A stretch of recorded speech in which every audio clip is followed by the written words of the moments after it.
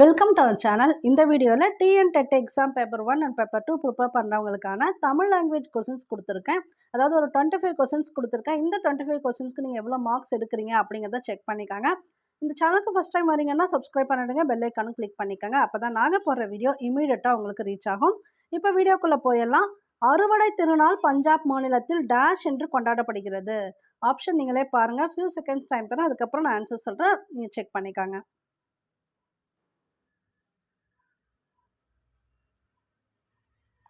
Lorry. மாடங்கள் என்பதன் பொருள் மாளிகையின் டேஷ்.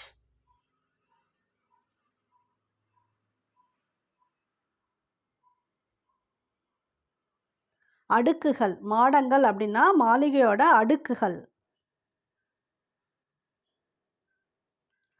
சிறந்த நூலகர்களுக்கு எந்த விருது வழங்கப்படுகிறது?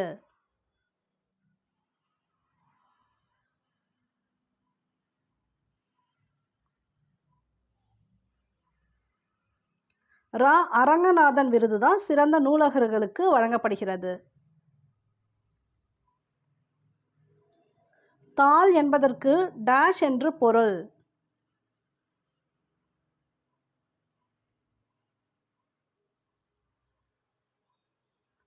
நாக்கு. தாலாட்டு சொல்கிறோம் இல்லையா, அது வந்து நாக்கால் தானே பாடுறாங்க, அதில் அந்த மாதிரி வரும். தாள் என்பதற்கு நாக்கு என்று பொருள்.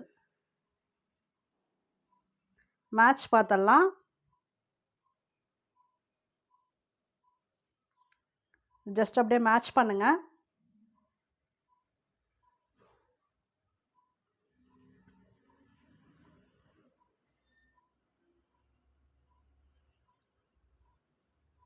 ஸோ இதற்கு சரியான விடை லாஸ்ட் ஆப்ஷன். அதாவது சமர். சமர் அப்படிங்கிறது போர்னு அர்த்தம் வரும். களம். களம்னா கப்பல். கழனினா எல்லாருக்குமே தெரியும் வயல். ஆழி அப்படின்னா கடல். வேலு நாச்சியார் சிவகங்கையை மீட்ட ஆண்டு.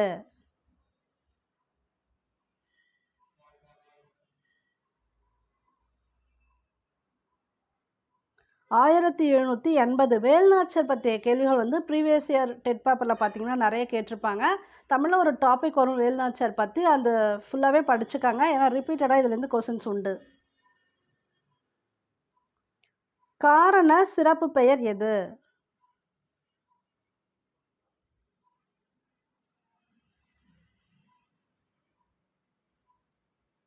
வளையல். இங்கே கொடுத்துருக்கிறதுல காரண சிறப்பு பெயர் வந்து வளையல். ஆழக்கடல் என்னும் சொல்லை பிரித்து எழுத கிடைப்பது.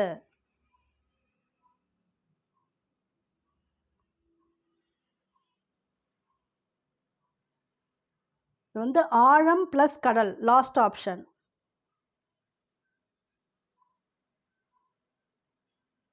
விளக்குகள் பல தந்த ஒளி. இந்த நூலின் ஆசிரியர் யார்?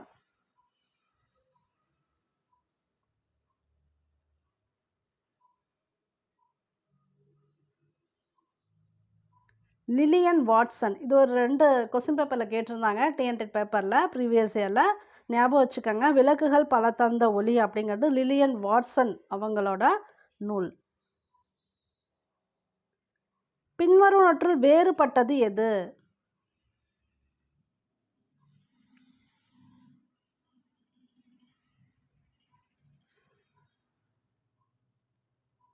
பாக்கு.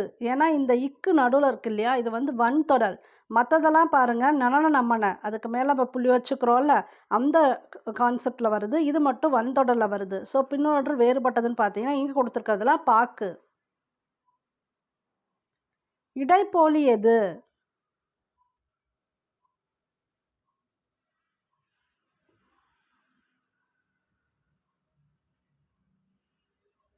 அரையர். இந்த சென்ட்ரலில் இருக்கக்கூடிய வேர்டு வந்து பார்த்தீங்கன்னா அரையரும் கொடுக்கலாம், அரையர் ரையும் வரும் அப்படி. ஸோ இப்படி வந்ததுன்னா அது வந்து இடைப்போலி. இதுபோல் மற்றது எல்லாமே தெரிஞ்சுக்காங்க. போலி சம்பந்தமான கேள்விகள் வந்து அடிக்கடி கேட்குறாங்க. தென்னிந்தியாவின் ஆக்ஸ்போர்ட் எது?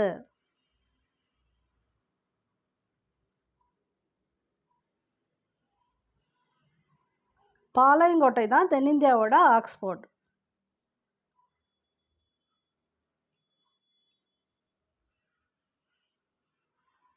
அணிகலன்களும் பொற்காசுகளும் உருவாக்கும் இடம் எது?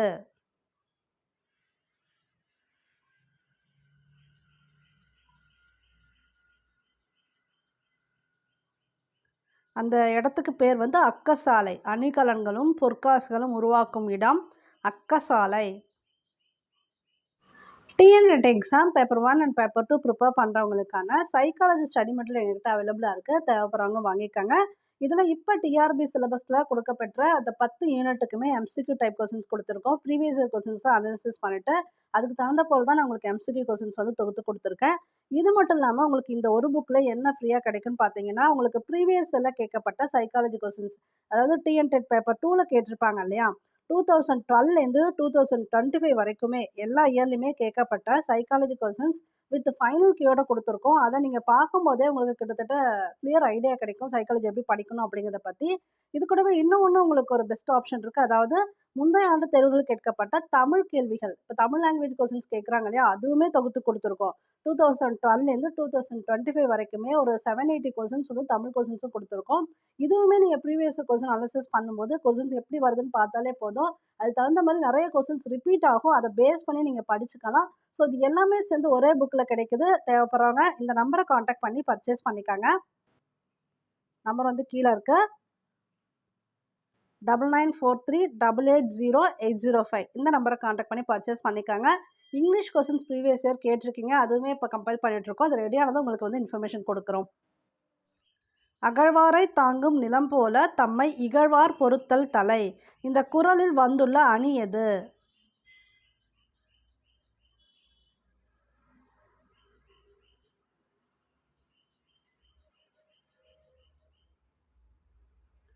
இது வந்து உவமை அணி.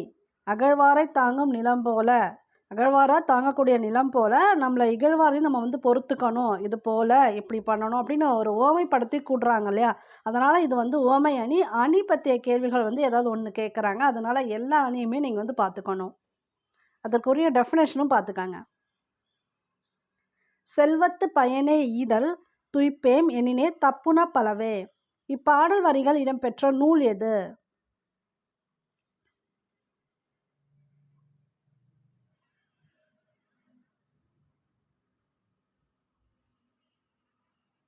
புறநானூறு.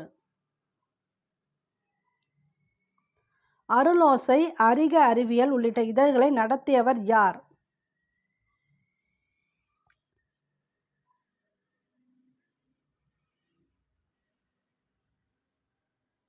குன்றக்குடி அடிகளார்.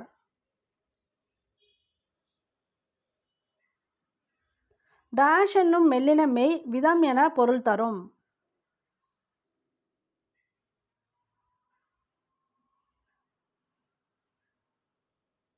இங் அப்படிங்கிற மெல்லின மெய் விதம் எனக்கூடிய பொருள் தரும். பொதினி என்பது எந்த மலை?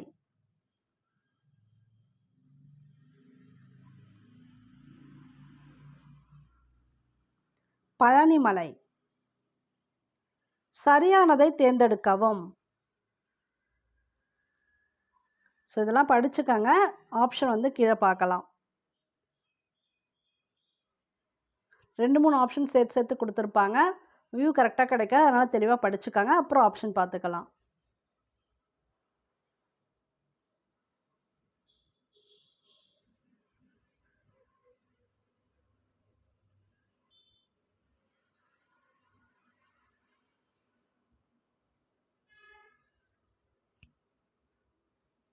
ஸோ இதுக்கு சரியான ஆப்ஷன் வந்து லாஸ்ட் ஆப்ஷன் இஎன்னா, அதாவது தகடூர் என்று தருமபுரி என்று அழைக்கப்படுகிறது. அதுவும் சரியானது தான்.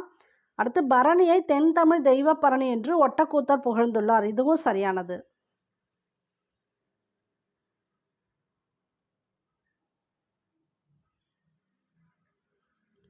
நளியிரு முன்னீர் நாவாய் ஓட்டி வழித்தொழில் ஆண்ட உறவோன் மருக என்னும் பாடல் வரிகளின் ஆசிரியர் யார்?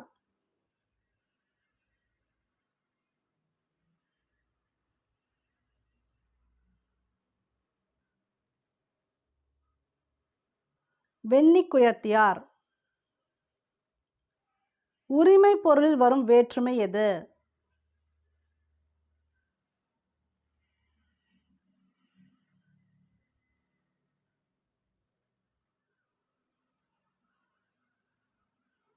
ஆறாம் வேற்றுமை அதுன்னு வருது பார்த்தீங்களா?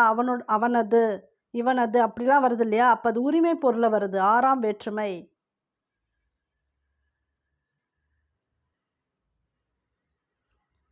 புயலிலே ஒரு தோணி என்று புலம்பெயர்ந்த தமிழர்கள் பற்றிய முதல் புதினத்தை எழுதியவர் யார்?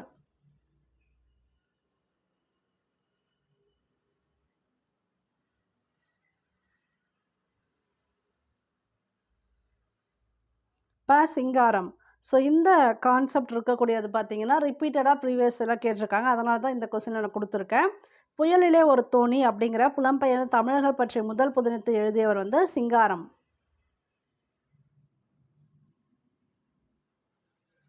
தொகைநிலை தொடர் அல்லாத வேறு சொற்கள் மறைந்து நின்று பொருள் தருவது எது?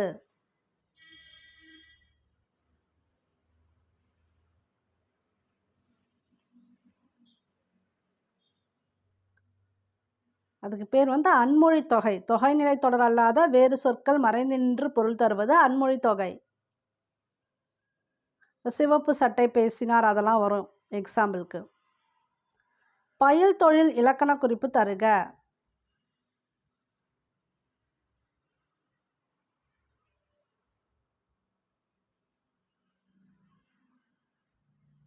வினைத்தொகை 3 காலத்துக்கும் பொருந்தி வர மாதிரி வரக்கூடியது பயில் தொழில். பயில்கின்ற, பயின்ற, பயில போகும் தொழில் எல்லாமே வரும் இல்லையா? அது வினைத்தொகை. கேட்ட பாடல் இச்சொல் என்ன தொடரை சேர்ந்தது? இந்த கேள்வி அடிக்கடி கேட்குறாங்க. இந்த கேட்ட பாடல்